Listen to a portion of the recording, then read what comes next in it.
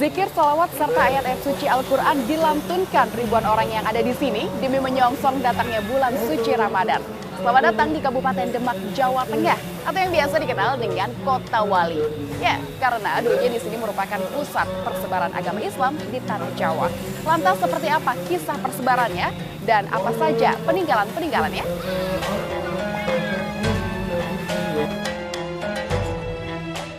Inilah Haul Akbar, pengajian bersama yang dilakukan oleh 2.500 warga Demak untuk mendoakan alim ulama hingga para wali Allah yang telah menghadap Sang Khalik. Dilakukan di alun-alun Kabupaten Demak, tradisi rutin ini dilaksanakan setiap bulan Sya'ban atau Ruwah sebelum memasuki bulan suci Ramadan. Pengajian sekaligus dilakukan untuk menghormati jasa para pendahulu yang telah menjaga kedamaian dan keutuhan negara dengan siraman rohani. Ya, Kabupaten Demak memang sangat kental dengan segala tradisi yang bernafaskan Islam.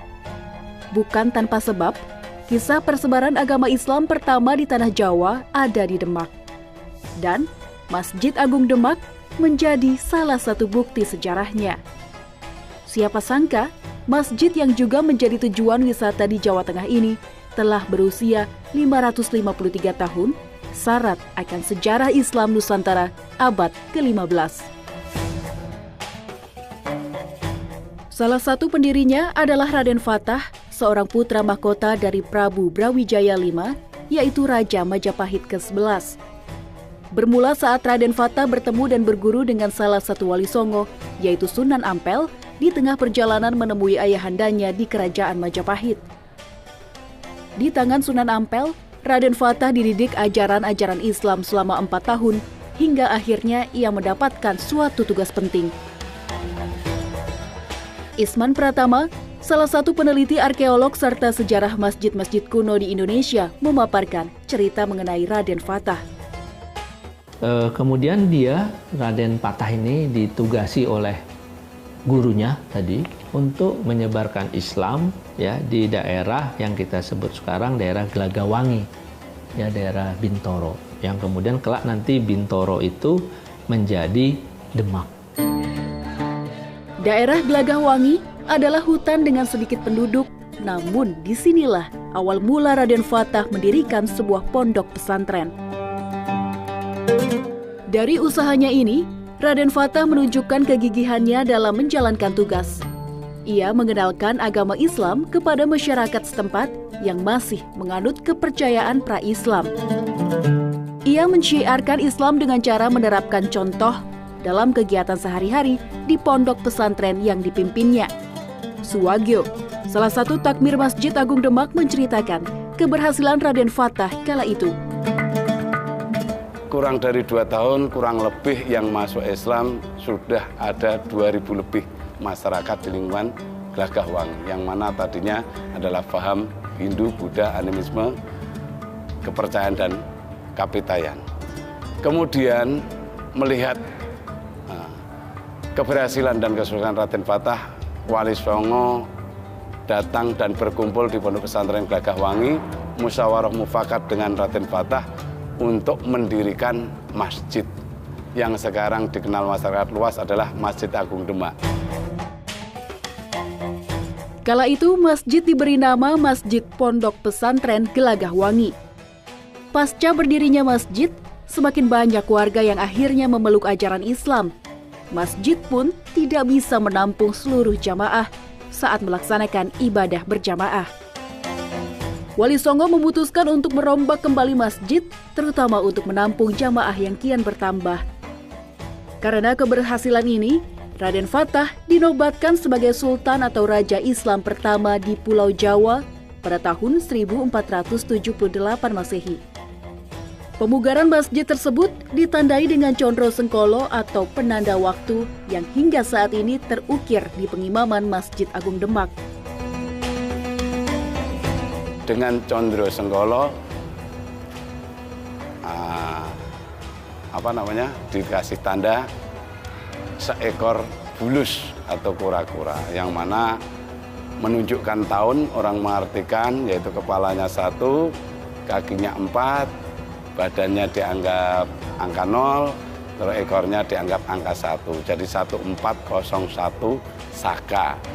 Identik dengan tahun 1479 Masehi.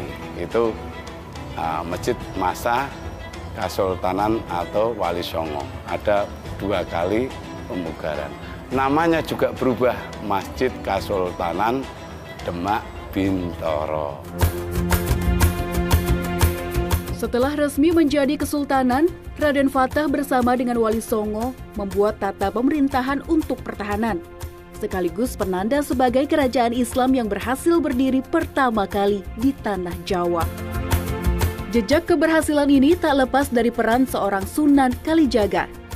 Turut andil bersama Raden Fatah, Sunan Kalijaga juga mendekatkan Islam kepada masyarakat Demak. Pendekatan dilakukan dengan kreatif dan menarik, karena mengadopsi budaya-budaya Jawa yang telah ada sebelumnya. Seperti menjadi dalang dalam sebuah pertunjukan wayang kulit yang dilengkapi oleh alunan gamelannya syahdu. Syiar Islam pun disisipkan Sunan Kalijaga dalam cerita pewayangan yang dibawakannya. Salah satu cerita yang sering dibawakan untuk keperluan berdakwah adalah Jimat Kalimasodo. Ikilah yang Kalimasodo. Nah, perihal Jimat Kalimasodo itu sebenarnya adalah simbol dari kalimat syahadat, ya, yang diperkenalkan oleh Sunan Kalijogo, ya. Nah, pentas dari Jimat Kalimasodo ini yang sering dia pentaskan, ya, karena kan kalimat syahadat itu kalimat syahadat, ya.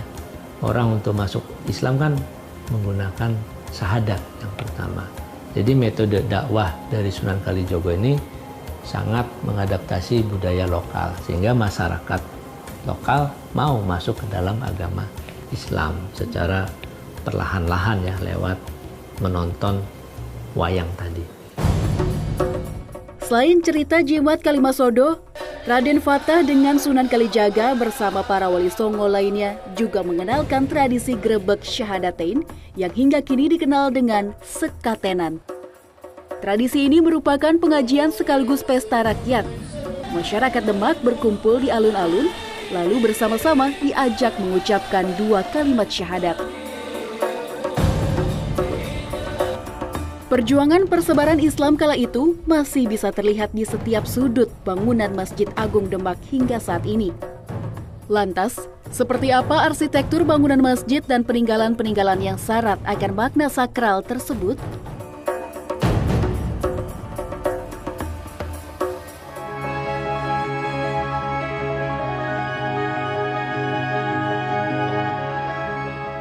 Masjid Agung Demak, eksotismenya masih terlihat jelas karena keaslian dari arsitekturnya bertahan hingga kini. Berbentuk limas khas Jawa Indonesia, bangunan masjid ini syarat akan banyak makna. Atapnya berbentuk gunungan bertumpuk 3, yang mana diartikan paling bawah yaitu iman, tumpukan kedua adalah Islam, dan ketiga adalah ihsan. Lalu ada sebuah mustoko atau mahkota yang terletak paling atas. Ini diartikan oleh Wali Songo sebagai kekuasaan tinggi milik Allah Subhanahu wa Ta'ala.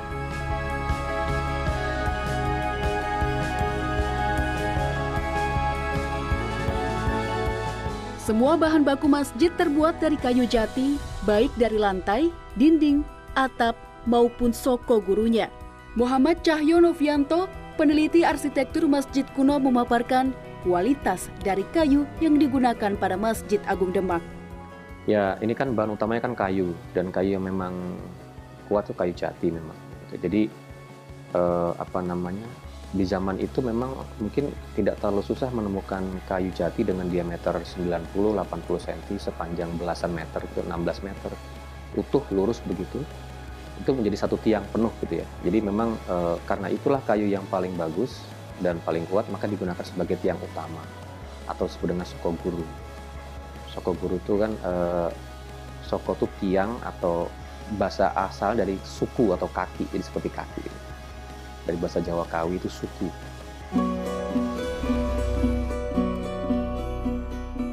Soko guru di Masjid Agung Demak ini adalah peninggalan Wali Songo. memiliki tinggi 17 meter serta diameter mencapai 65 cm. Keempatnya masih terjaga keasliannya dengan perlindungan lapisan kayu baru. Hal ini dilakukan untuk menjaga kontak langsung para jamaah dari kemungkinan perilaku syirik. Ini adalah Soko Guru, bagian yang paling melegenda dari seluruh bangunan yang ada di Masjid Agung Demak, Jawa Tengah. Kenapa melegenda? Karena keempat tiangnya dahulu dibuat oleh para sunan dari Wali Songo. Dan satu tiang yang paling menarik adalah yang di sebelah kiri saya, yaitu buatan dari Sunan Kalijaga. Karena dibuat dari soko tatal atau dari serpihan kayu yang kemudian direkatkan kembali. Ini juga menjadi salah satu lambang persatuan untuk masyarakat sekitar.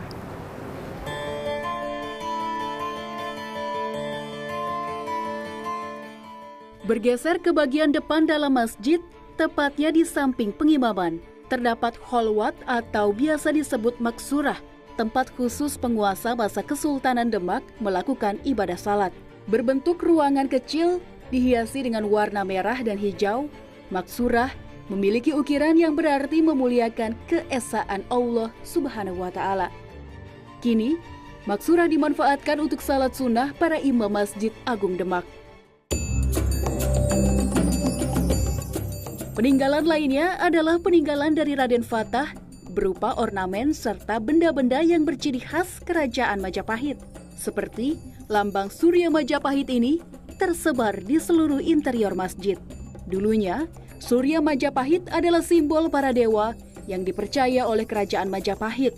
Namun, Raden Fatah mengubah maknanya menjadi 8 arah mata angin sebagai pedoman hidup manusia. Banyaknya peninggalan khas Majapahit di Kerajaan Demak ini ternyata menyimpan kisah tersendiri. Pak Wagio, ini katanya ada salah satu peninggalan yang masih asli Majapahit yang ditempatkan di tempat samping pengimaman ya Pak ya? Iya. Ceritanya ini adalah Dampar Kencono atau tempat singgasana Raja Majapahit, Raja pertama sampai Raja ke-12.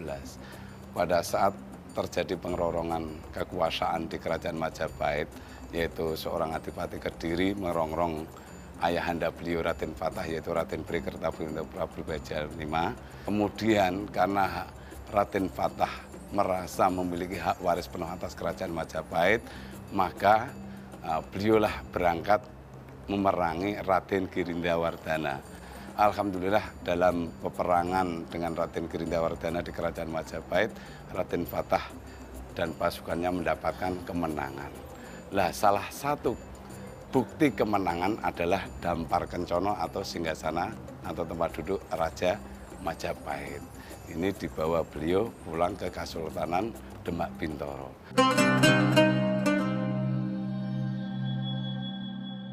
Tak hanya di dalam masjid, peninggalan Raden Fatah bernuansa Kerajaan Majapahit juga terdapat di bagian depan masjid berupa 8 soko ukir.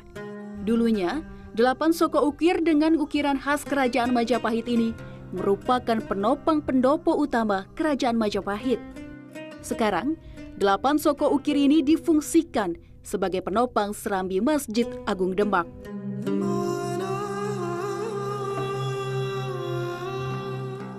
Dari bagian serambi masjid, tampak dinding luar masjid yang dihiasi oleh puluhan keramik cantik berwarna biru dan putih yang telah melekat ratusan tahun. Ini juga peninggalan para leluhur, yaitu khususnya Wali Songo dan Ibunda Raden Fatah, yaitu keramik abad ke-14 dari Putri Campa, jumlahnya kurang lebih 65 buah yang menempel di Masjid Agung Demak. Di bagian luar samping masjid terdapat kolam wudhu bersejarah. Dulunya, kolam ini merupakan tempat wudhu para wali songo dan juga masyarakat Demak yang ingin memeluk ajaran Islam. Ajakan mensucikan diri kepada masyarakat Demak sebelum melakukan kegiatan di masjid ini diprakarsai oleh Raden Fatah dan Sunan Kalijaga.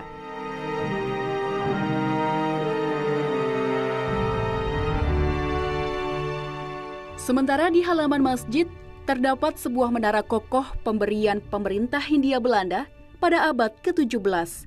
Menara ini terbuat dari besi baja setinggi 22 meter, dengan bagian kaki berukuran 4 x 4 meter. Kala itu, pemerintah kolonial Hindia Belanda harus mengeluarkan biaya sebesar 10.000 gulden untuk membangun menara ini. Lalu, ada juga atap menara berbentuk kubah. Ini difungsikan untuk mengumandangkan azan sebagai penanda waktu salat hingga saat ini.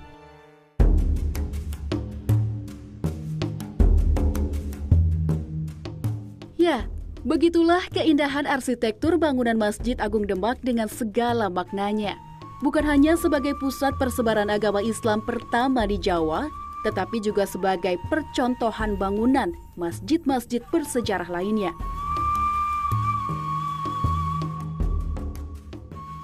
Selain bangunan utama, di kawasan Masjid Agung Demak juga terdapat museum khusus dan juga sebuah komplek pemakaman yang selalu ramai oleh para peziarah.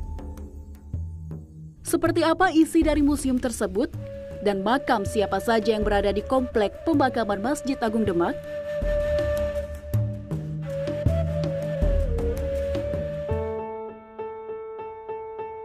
Tidak hanya sebagai tempat beribadah, Masjid Agung Demak juga menjadi pusat penelitian dan edukasi tentang sejarah Islam di Tanah Jawa. Masih di kawasan Masjid Agung Demak, sebuah museum khusus digunakan menyimpan barang-barang peninggalan bersejarah.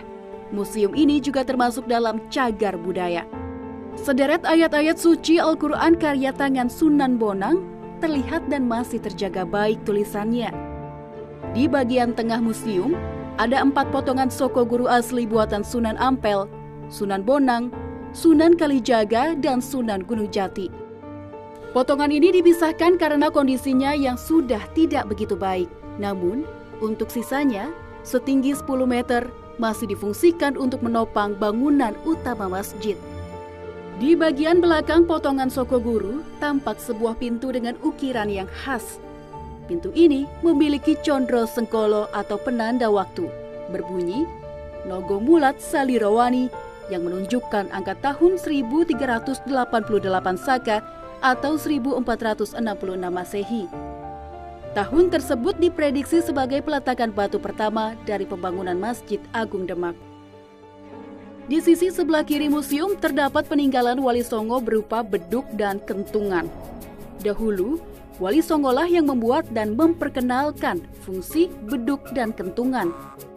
Hingga akhirnya ritual membunyikan beduk dan kentungan masih diterapkan oleh masyarakat Indonesia sampai saat ini. Dulu para Wali Songo membuat beduk dan kentungan adalah sebagai tanda untuk pelaksanaan waktu menjalankan sholat atau beribadah pada Allah SWT.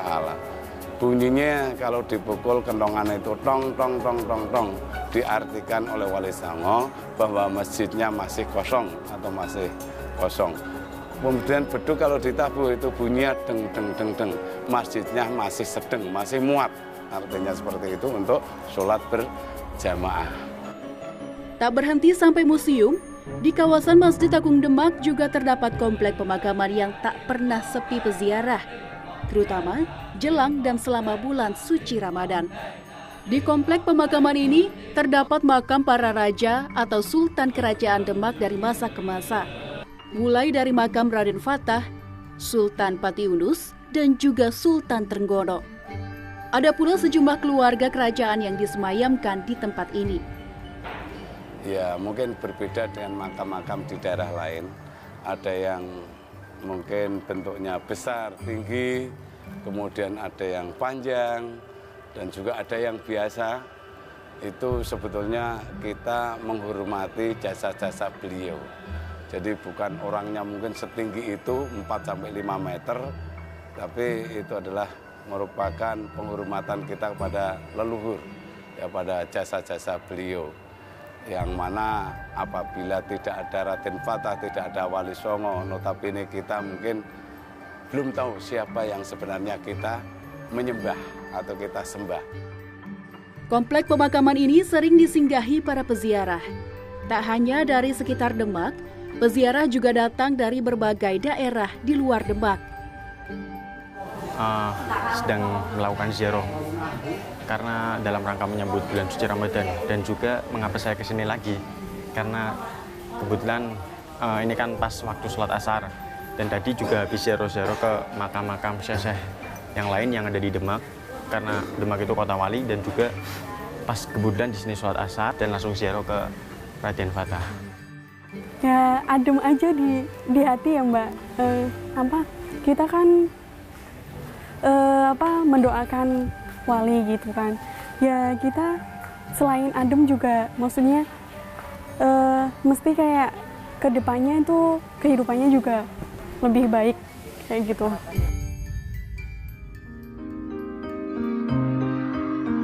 Mempelajari peninggalan-peninggalan Islam masa lampau adalah wujud syukur serta penghormatan kepada mereka yang telah memperjuangkan penyebaran agama Islam di Nusantara, khususnya di Tanah Jawa. Masjid Agung Demak merupakan salah satu bukti perjuangan para wali untuk menyebarkan agama Allah. Sebagai umat muslim, kita patutnya untuk menghargai peninggalan-peninggalan serta jejak persebaran untuk menambah keimanan kita.